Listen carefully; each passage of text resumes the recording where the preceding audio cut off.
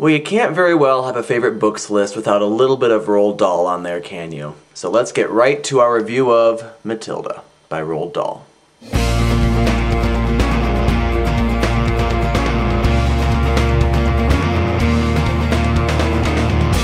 I think in a lot of ways, Roald Dahl really is the original children's storybook writer. Not necessarily because he was the first person to write novels for children, but just because I think he inspired most of today's children's book writers. I mean, all you have to do is look at the stories of Louis Sachar and J.K. Rowling and, to a certain extent, Lemony Snicket, and you can see the influence of Roald Dahl. A lot of children grew up reading Roald Dahl. He wrote a lot of wonderful stories, and Matilda is probably one of his best. Now, with other authors like, again, Louis Sachar and J.K. Rowling, I've talked about textual caricature. Roald Dahl is a master of this. He takes the most insignificant and sometimes the most ridiculous details about a person and exaggerates them to grand proportions. And he definitely does that in this story. In fact, I think Matilda has one of the best openings of any novel I've read, and it exemplifies this. He starts out by talking about parents that we've all encountered, especially those of us who are in education. These are the parents who, no matter how horrible their child is, they think he or she is the most wonderful person in the world. He talks about these parents for a little while, and then he goes on to talk about Matilda's parents, who are the exact opposite. Not only is Matilda a child prodigy who can read by the age of 3 or 4 and can do complex multiplication facts in her head, but she's also just a very charming and sweet child. Her parents, however, think that she's scum. The novel essentially comes in 3 parts, even though it's not divided as such. It is essentially told in 3 parts. The first part introduces us to Matilda as the daughter of the Wormwood family. It shows how intelligent she is, how advanced she is for her age, and also how badly she's treated. And actually, parts of this section of the novel are pretty dark. I mean, her family treats her pretty badly. But that's the great thing about Roald Dahl. He's not afraid to show us those dark parts of a person's life, and he's able to balance it with the whimsy that he's so good at. And so she decides that she needs to get back at her father for how badly he treats her, and so she starts to play a series of pranks on him. The second part of the novel is when Matilda starts school. It's almost like she's graduated to the next level of nastiness. She's learned how to live with her parents, but now she has to live with the rigors of school,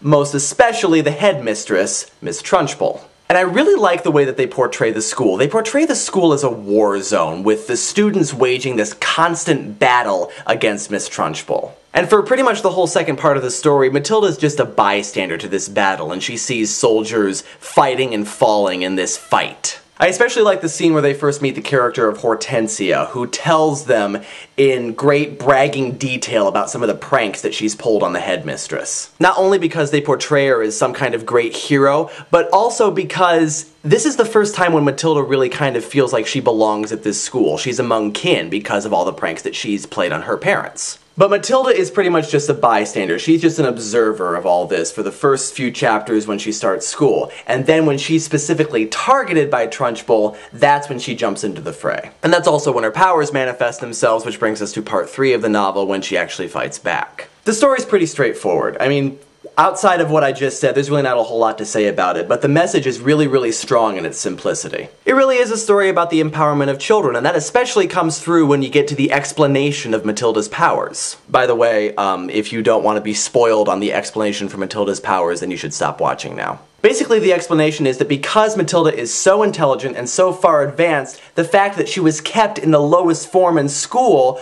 was giving her brain nothing to do. And so all that energy and all that intelligence had to go somewhere, and so it went towards the powers that later manifested themselves. And once the Trunchbull was gone, and she got placed in the top form at the school, the powers went away.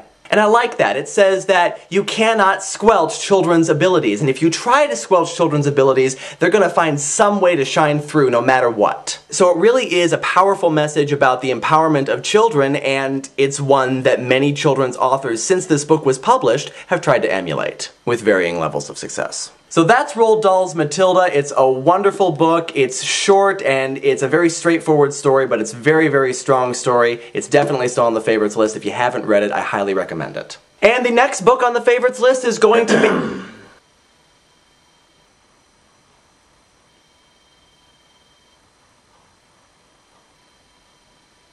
What?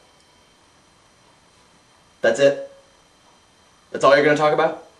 yeah, that's it. It's a pretty simple story. There's not a whole lot to analyze, so yeah, that's all. You're not going to make one mention of the movie? Oh, come on, we've gone through that. No, that it translated so well to the movie format that inspired the movie just less than a decade after it was published. You're not going to make one mention of the movie. You're not going to say one thing about the way that they took his story and presented it in a visual media. Not going to outline the difference. You're not going to do any of that. That would be great. That would be amazing. But it would be a completely different review.